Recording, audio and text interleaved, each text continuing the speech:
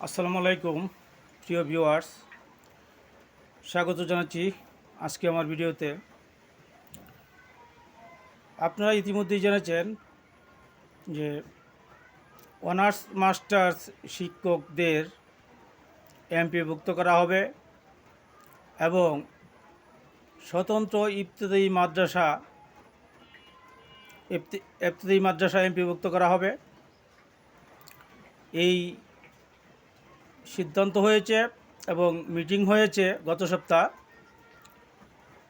তো আমাদের এমপিভুক্ত শিক্ষক কর্মচারী যারা আছেন তাদের বাড়ি ভাড়া, চিকিৎসা ভাতা এবং শান্তি বিনোদন ভাতা নিয়েও মিটিং হয়েছে। তো এই ব্যাপারে আমরা যেটা জানতে পেরেছি সেটা হচ্ছে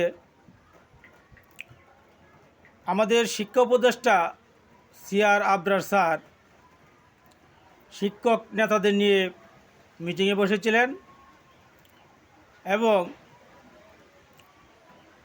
মিটিং শেষে যেটা সিদ্ধান্ত আসলো সেটা হচ্ছে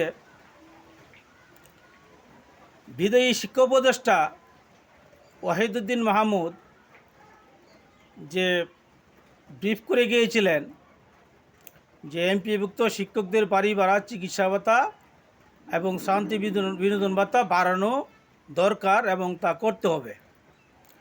সেই সূত্র ধরে বর্তমান শিক্ষা উপদেষ্টা সিআর আবরার স্যার শিক্ষক নেতাদের কাছে এ বিষয়ে তথ্য চেয়েছেন এবং শিক্ষক নেতারাও তথ্য দিয়েছেন। তো এখন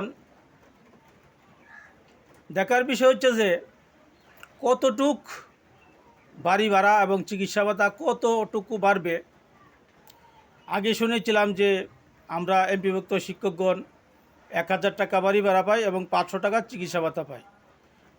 সেটা পরিবর্তন করে 1000 টাকা বাড়ি ভাড়ার পরিবর্তে 2000 টাকা বাড়ি ভাড়া এবং 500 টাকা চিকিৎসা ভাতার পরিবর্তে 1000 টাকা চিকিৎসা ভাতা দেওয়া হবে এবং শান্তি বিনোদন ভাতা দেওয়া হবে 10%।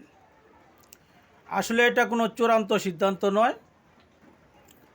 তো আগামী কিছুদিনের মধ্যেই চূড়ান্ত মিটিং হবে এবং এখনকার যে বাজেট, এই বাজেটে কিন্তু শিক্ষা খাতে অনেক বিশাল বড় একটা অঙ্ক রাখা হয়েছে শিক্ষক কর্মচারীদের বেতন ভাতা বৃদ্ধির জন্য। তো আশা করা যাচ্ছে আমাদের বাড়ি ভাড়া, চিকিৎসা ভাতা এবং শান্তি বিনোদন ভাতা বাড়বে।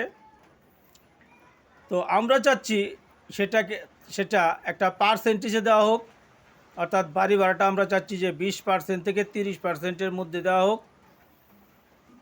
সরকারি ন্যায় চিকিৎসা ভাতা এবং শান্তি বিনোদন ভাতা দেওয়া হোক। তো আমরা আশাবাদী এবং আশা করছি যে বর্তমান অন্তর্বর্তী সরকার আমাদের এই দাবিগুলো পূরণ করবেন। একটা দাবি আমাদের দীর্ঘদিনের ছিল, সেটা বিদায়ী শিক্ষা উপদেষ্টা অনুমোদন করে গিয়েছিলেন, যেটা হচ্ছে 25% বোনাস পাইতাম আমরা, সেটা কিন্তু আরও 25% বাড়িয়ে 50% করে গিয়েছিলেন। সেই জন্য বিদায়ী শিক্ষা উপদেষ্টাকে আন্তরিক অভিনন্দন এবং মোবারকবাদ জানাই। তো বর্তমান শিক্ষা উপদেষ্টা যদি আমাদের বাড়ি ভাড়া এবং চিকিৎসা ভাতা ও শান্তি বিনোদন ভাতা কিছুটা হলেও বাড়ায়, তাহলে আমরা এই অন্তর্বর্তী সরকারের কাছে চিরকৃতজ্ঞ থাকব। তো আশা করা যায় যে অন্তর্বর্তী সরকার শিক্ষার প্রতি আন্তরিক, আমাদের বেতন ভাতা বাড়বে, সেই আশা রেখে আজকে আমার কথা শেষ করছি। আল্লাহ হাফেজ, আসসালামু আলাইকুম।